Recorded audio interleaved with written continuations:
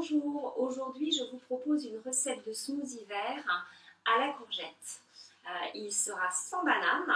C'est vrai que la banane c'est un fruit qu'on utilise très facilement et très souvent dans les smoothies, non seulement parce que ça sucre, mais aussi parce que ça apporte une texture très veloutée qui est très agréable dans les smoothies verts. La courgette apportera un petit peu moins ce côté très velouté, mais quand même c'est, je trouve, un excellent substitut, particulièrement pour les personnes qui surveillent leur consommation de sucre.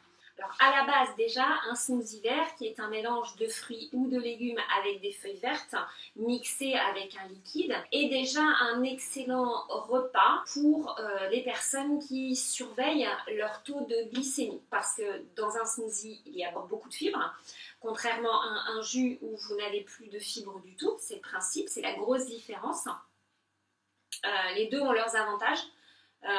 Mais là on parle de smoothie vert et donc l'avantage du smoothie vert c'est d'avoir beaucoup de fibres et puis de contenir aussi beaucoup de chlorophylle. Et la chlorophylle elle a plein de bienfaits et entre autres celle d'aider justement à réguler le taux de sucre, en plus d'aider à lutter contre l'inflammation et l'acidité du corps. La courgette c'est également une très bonne source de vitamine A, de vitamine C, de vitamine B, mais aussi de fer, de zinc, de potassium et de manganèse. Elle contient des phytonutriments qui sont particulièrement bons pour la prostate. Elle est également riche en composés anti-inflammatoires. De plus, si vous conservez la peau, choisissez dans ce cas-là une courgette bio ou non traitée, vous allez avoir un apport de chlorophylle supplémentaire, donc pas négligeable du tout. Donc dans ce smoothie, en dehors de la courgette, nous allons mettre bien sûr des verdures. Là, en l'occurrence, ça va être de la romaine. La romaine est une excellente verdure. Alors, toutes les verdures sont très bonnes pour la santé et le but, c'est de varier et de ne pas consommer toujours les mêmes puisque chacune aura ses avantages. L'intérêt de la romaine, c'est qu'elle contient les 8 acides aminés essentiels. Elle contient également une bonne quantité d'oméga 3 dont on a tendance à manquer au détriment des oméga 6 qui se retrouvent très souvent dans l'alimentation moderne et qui en excès crée de l'inflammation dans le corps. Elle contient également beaucoup de calcium. Ce calcium-là est très facile à assimiler par votre corps. Elle contient également de la vitamine C, du fer et bien sûr comme toutes les verdures, la romaine contient aussi de la vitamine K qui est excellente pour fluidifier le sang, ce qui suppose avoir une meilleure circulation du sang et une meilleure oxygénation des cellules. Un autre avantage de la romaine, c'est qu'elle contient également peu d'acide oxalique. Je vais également ajouter du céleri branche. Alors là, c'est des petites branches parce que j'ai pas trouvé un beau céleri avec une grande branche. Je mets rarement les feuilles de céleri qui sont pourtant très vertes dans mes smoothies parce que je les trouve trop fortes en goût. Le céleri est très intéressant parce qu'il contient du sodium organique qui n'a rien à voir avec le sodium du sel. Ce sodium, il aide à équilibrer la tension artérielle. Il a la particularité également de stimuler la production d'acide chlorhydrique au niveau de l'estomac.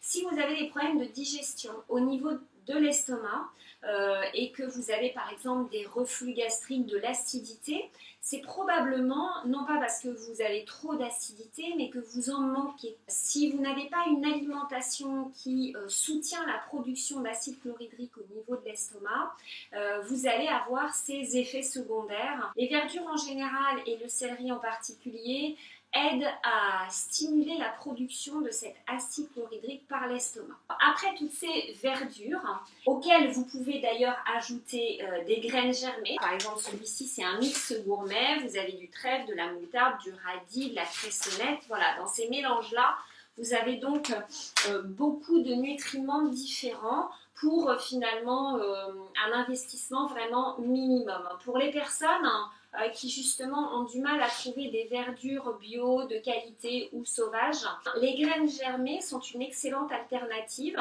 parce que vous en trouvez facilement en bio, vous en trouvez sur Market Veg. Ensuite, je vais ajouter dans celui-ci des myrtilles. Alors, la myrtille, ça fait partie vraiment des fruits les plus nutritifs.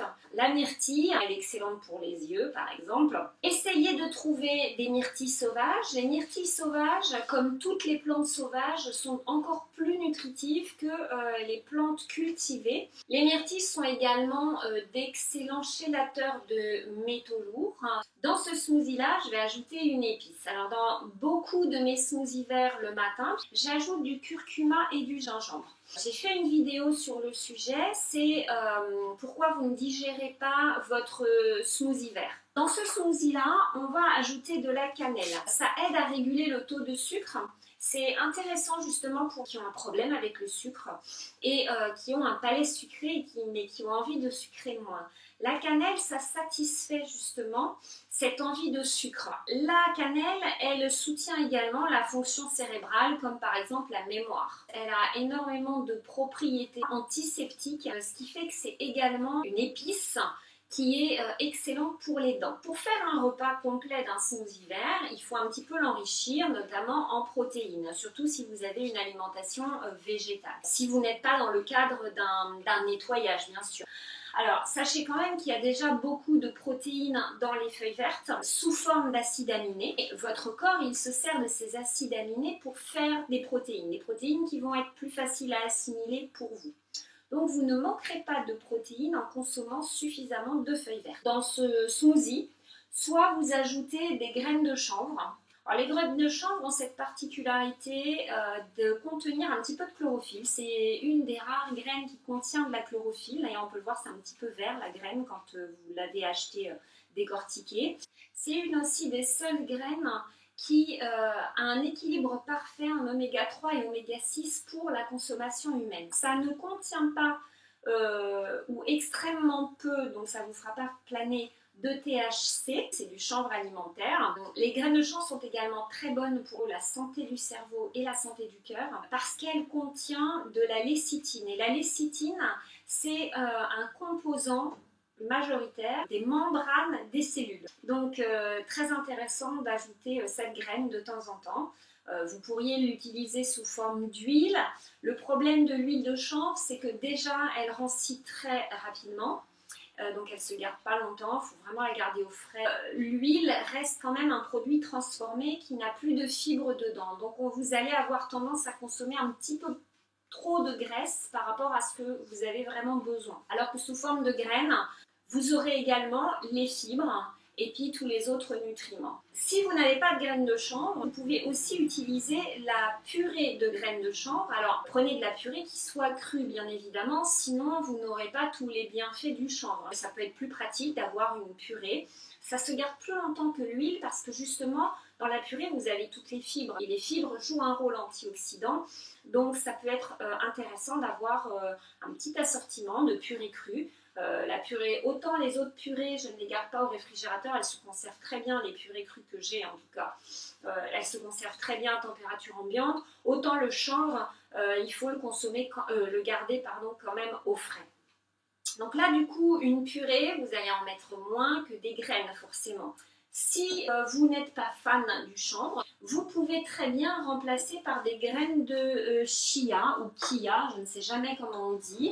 Les graines de chia ont cet avantage de s'oxyder beaucoup moins que les graines de lin, parce que vous pouvez utiliser des graines de lin aussi. Les graines de lin, par contre, pour les digérer, les assimiler, il faut impérativement, au moment où vous les mettez dans votre smoothie, qu'elles soient moulues. Ça n'est pas le cas des graines de chia. Donc là, ce serait 2 cuillères à soupe de graines de lin ou de graines de chia, accompagnées de 2 cuillères à soupe de graines de tournesol, par exemple.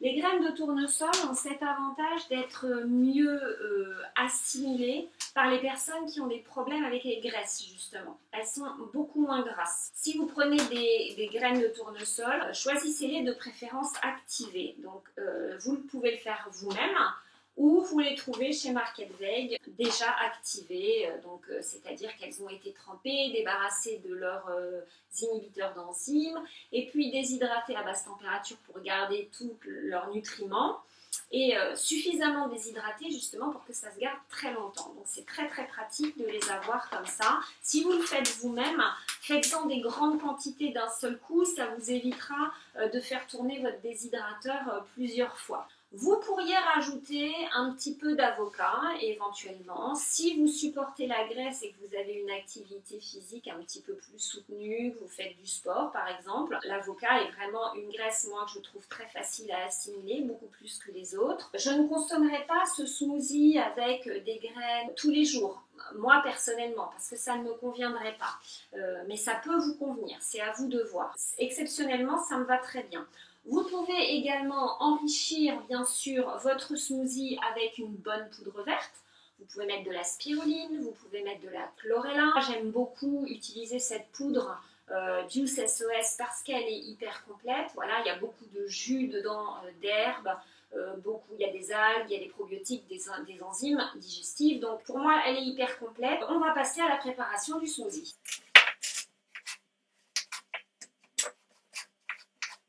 Si vous n'êtes pas encore équipé d'un blender, faites attention à la puissance de votre blender. C'est très important de choisir un blender qui vous permettra d'avoir une texture veloutée. J'ai commencé avec un Thermomix, je n'avais que ça et je ne savais pas à ce moment-là si j'allais continuer avec les smoothies. C'était déjà pas mal, alors évidemment ça ne marche pas super bien avec le céleri. Faut que les aliments soient relativement mous. Le Thermomix que j'avais à l'époque, parce que je sais qu'il change régulièrement, il était super pour les aliments cuits, mais pas forcément pour avoir une texture veloutée avec des ingrédients crus. Mais j'étais très motivée, donc ça ne m'a posé aucun problème. Donc vous pouvez très bien commencer avec ça.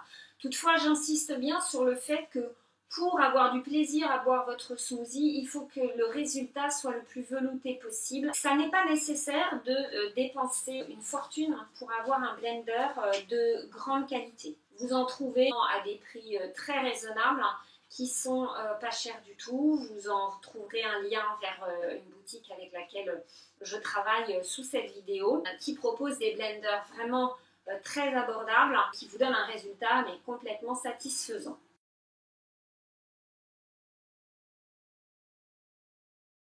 Si vous ne pouvez pas tout mettre dans votre blender, faites-le en 2 fois, ça n'est pas grave, vous avez déjà mixé une première partie et vous rajouterez ce que vous voulez rajouter après. La quantité d'eau que vous allez mettre dépendra de la texture que vous avez envie de donner à votre smoothie.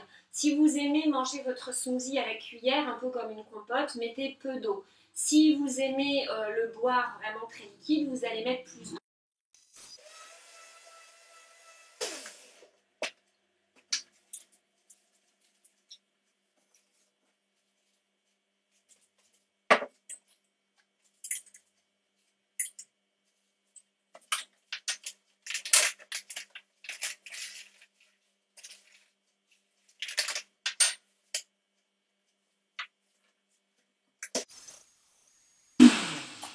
Donc c'est un smoothie qui n'est vraiment pas sucré. Si vous trouvez que ça n'est pas assez sucré pour vous, rajoutez une banane par exemple, ou éventuellement quelques dattes.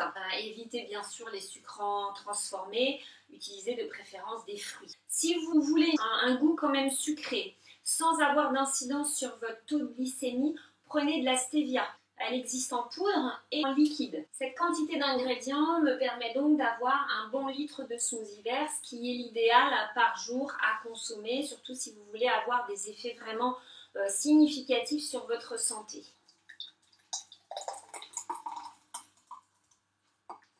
Voilà. Et la courgette donne quand même du velouté. Si vous ne pouvez pas consommer votre smoothie tout de suite, l'idéal c'est de bien sûr conserver-le au frais. Et si vous devez l'emmener, essayez de le conserver dans un contenant. Surtout avec cette chaleur là, une bouteille en verre ne le conservera pas au frais. Alors, si c'est une bouteille en verre, mettez-le dans une glacière par exemple. Sinon, moi j'aime beaucoup ces bouteilles isothermes parce qu'elles conservent très bien le froid pendant 12 heures, il me semble. Et puis c'est très facile à nettoyer, l'inox n'accroche pas les bactéries, c'est de l'inox chirurgical. C'est très solide et aussi très léger, beaucoup plus léger qu'une bouteille en verre. Vous avez différents modèles sur la boutique, celle-ci c'est la première que j'ai eue, il y en a avec de très jolis motifs dessus. Voilà pour ce smoothie, donc très pauvre en sucre, très rafraîchissant aussi justement, et qui peut constituer un repas complet. Je vous dis à très bientôt, je vous remercie beaucoup d'avoir regardé cette vidéo, au revoir.